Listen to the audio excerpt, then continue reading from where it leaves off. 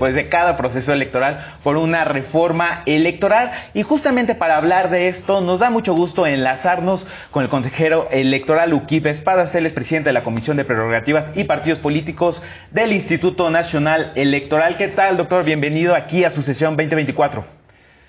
¿Qué tal? Buenas noches. Doctor, pues me gustaría iniciar preguntándole, todo apunta a que el viernes se hará esta asignación, una asignación que no es de hoy, que no es de ayer, que viene de un acuerdo incluso de finales del año pasado. Me gustaría preguntarle bajo qué criterios y cuáles son los procedimientos, digamos, que se llevará a cabo y lo que veremos justamente el próximo viernes, doctor. Bueno, el Instituto Nacional Electoral está obligado a hacer la asignación de diputados y senadores de representación proporcional este viernes, día 23, por mandato de ley. Previamente a eso, el miércoles, día 21, en la noche, en la tarde, sesionará la Comisión de Partidos Políticos y Prerrogativas, donde se conocerá el proyecto que presente la dirección correspondiente del INE para decidir sobre esta asignación. Para este efecto, bueno, se están discutiendo en este momento los criterios, la aplicación de la fórmula legal y constitucional. En nuestro análisis estamos incluyendo el análisis de las objeciones que se han hecho en público o que se han entregado al instituto por partidos, organizaciones y personalidades, de forma tal que todo esto convergerá en un proyecto que será discutido y votado el miércoles en la noche para pasar a Consejo General el viernes. ¿A qué objeciones se refiere? Sabemos algunas de las públicas, evidentemente las han hecho así, tanto algunos partidos políticos como también algunos sectores de la sociedad civil, como por ejemplo el Consejo Coordinador Empresarial, pero ¿cuáles han recibido ustedes concretamente? ¿Cuál es la petición? Y también preguntarle, consejero, si el instituto tiene facultades interpretativas, pues como ha sido una presión social, ¿no? Que interpreten algo distinto a lo que textualmente dice la ley. A ver, el planteamiento más reiterado que hemos recibido en las últimas semanas es el que plantea que se debe interpretar el artículo 54 constitucional y aplicar el límite de 8% de sobrerepresentación a las coaliciones y no a los partidos en lo individual.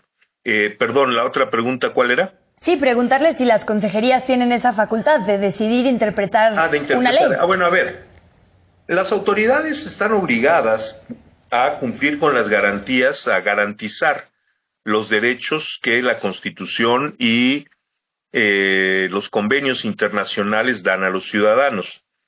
En mi opinión, estas capacidades de interpretación, que son importantes, tienen que ser utilizadas con una gran prudencia por parte de la autoridad administrativa, porque lo cierto es que en este, como en otros casos, hay mandatos legales y constitucionales que no se pueden tomar a la ligera. Vamos, la autoridad electoral no puede caprichosamente decidir que un instrumento legal no dice lo que textualmente dice.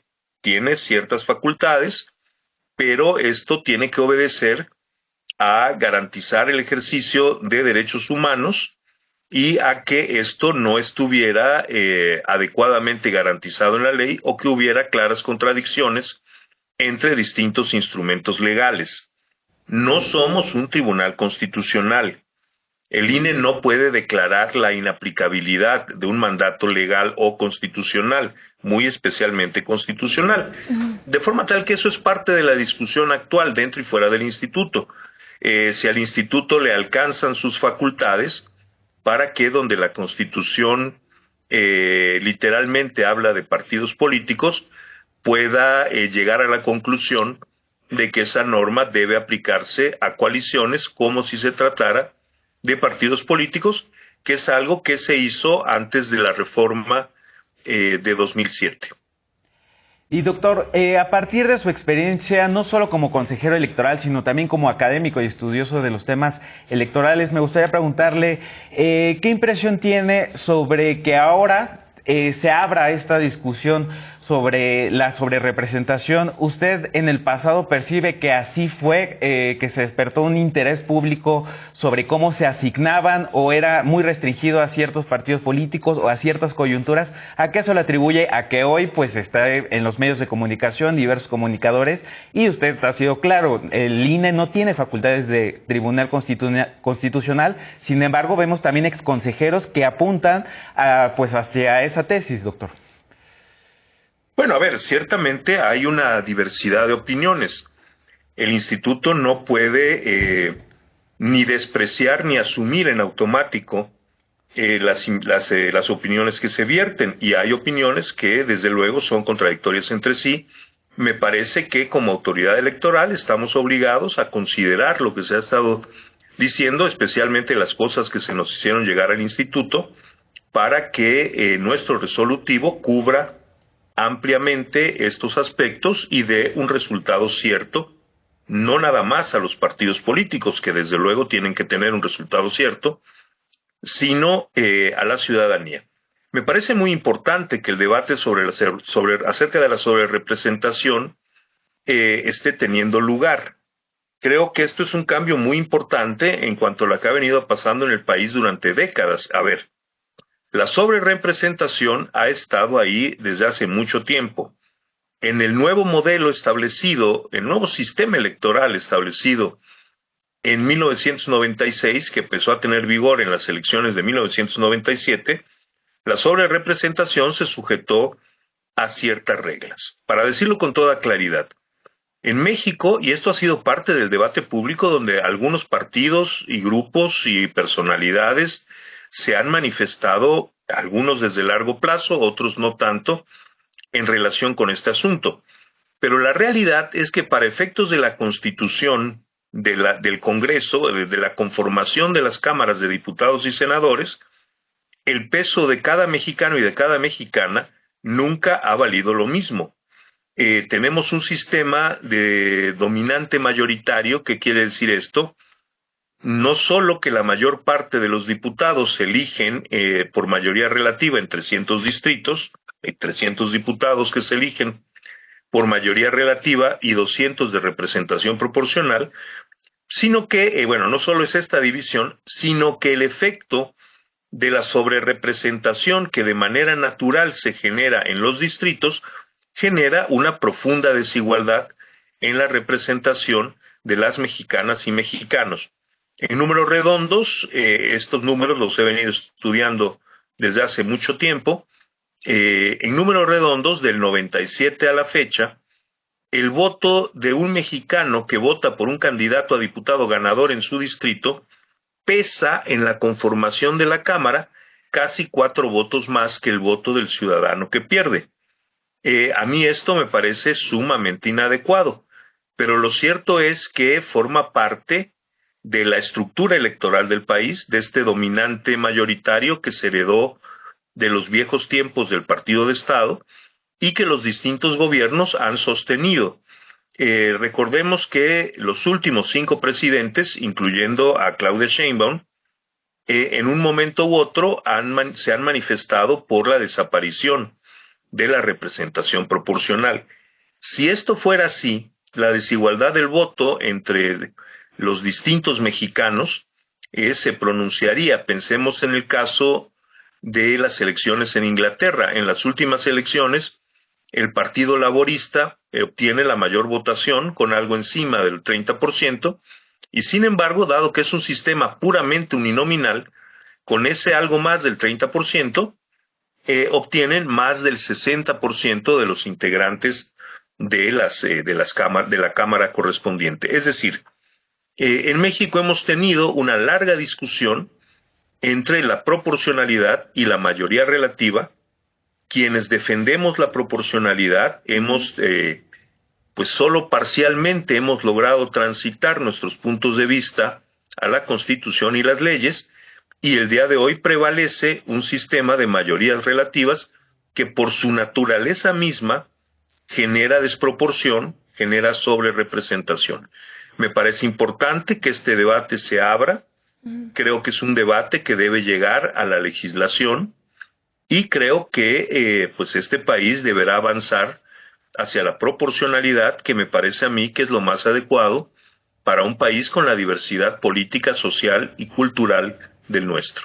Y fue una de las propuestas justamente que estuvieron en la mira pública, digamos, durante el sexenio que concluye. Quizá ahí solo habría que preguntarnos, como parte del análisis, en qué momento es más pertinente discutir nuestro diseño, ¿no?, electoral y político, porque ya sobre resultados suena distinto que hacerlo previo a los resultados, ¿no?, sin saber, digamos, a quién estamos beneficiando.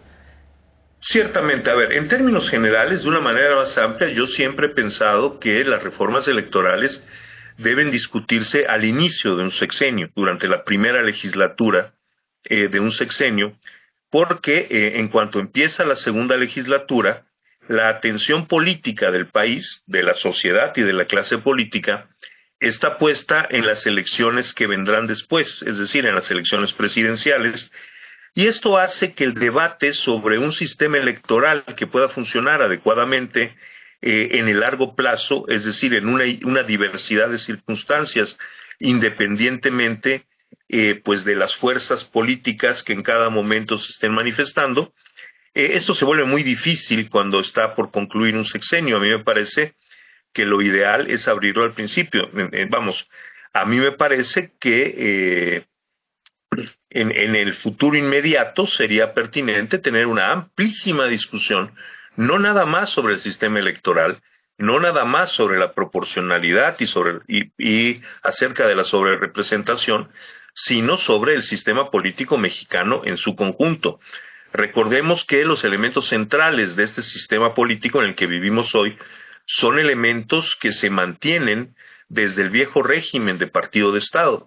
Y en mi opinión, muchos de estos elementos que siguen plasmados en la Constitución y en las leyes, pues ya no son adecuados para la gobernanza de la sociedad mexicana en la diversidad y en la libertad características de nuestro siglo XXI.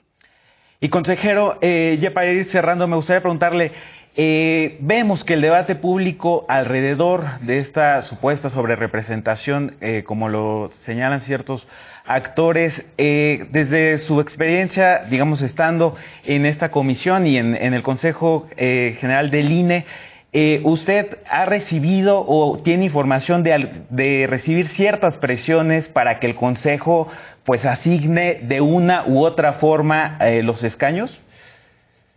Bueno, a ver, lo primero que hay que decir es que no se trata de una supuesta sobrerepresentación. Si existe o no existe sobrerepresentación, es un hecho aritmético. Si un partido tiene en la Cámara un porcentaje de diputados superior a su porcentaje de votación, hay sobrerepresentación. Nuestras leyes, insisto, no solo permiten ciertos niveles de sobrerepresentación, sino que de hecho estructuralmente los producen. El dominante mayoritario genera inevitablemente sobrerepresentación y subrepresentación en la conformación de las cámaras. En cuanto a las posiciones de los distintos actores, bueno, pues a ver, es evidente que ha habido pues intenciones de incidir en el debate público muy intensas, con la intención efectivamente de tratar de pues digamos de orientar la votación que pueda tener el Instituto Nacional Electoral. En ese sentido hemos tenido literalmente cientos de notas reclamando que apliquemos la Constitución aplicando el 8% del límite de sobrerepresentación a coaliciones. Esto ha sido muy intenso del otro lado. De un lado, del otro lado se han producido supuestas cifras de la asignación que en realidad pues no tienen ningún peso legal, porque la única asignación legalmente válida será la que haga el instituto este viernes a partir del proyecto que se discutirá pasado mañana miércoles. Y bueno, en ese sentido, los distintos actores políticos, quienes opinan en medios, opinan, hablan, se mueven. Yo no llego a considerar esto como una presión, pues vamos, es parte de la dinámica electoral misma. Quienes llegamos al Consejo General, pues lo sabemos y creo que no podemos considerar esto como presiones. En cuanto a presiones directas, llamadas de teléfono exigiendo, oiga, usted tiene que hacer esto, so pena de bla, bla, bla, ninguna. Bueno saberlo por lo menos. Doctor, entonces, el viernes sí o sí el INE tendrá una asignación y de haber inconformidades tienen hasta el 28 las magistradas y magistrados del Tribunal Electoral, es decir, este mes queda sí o sí, ¿correcto? A ver, sí, esto necesariamente tiene que cerrarse este mes porque las diputadas y diputados, senadoras y senadores electos tienen que iniciar sus funciones el 1 de septiembre, independientemente de que no sé si 2 o 3 días antes están siendo convocados a rendir protesta. Los fallos judiciales que pudieran recaer sobre cualquier elección tienen que recaer antes del inicio de funciones de quienes son electos.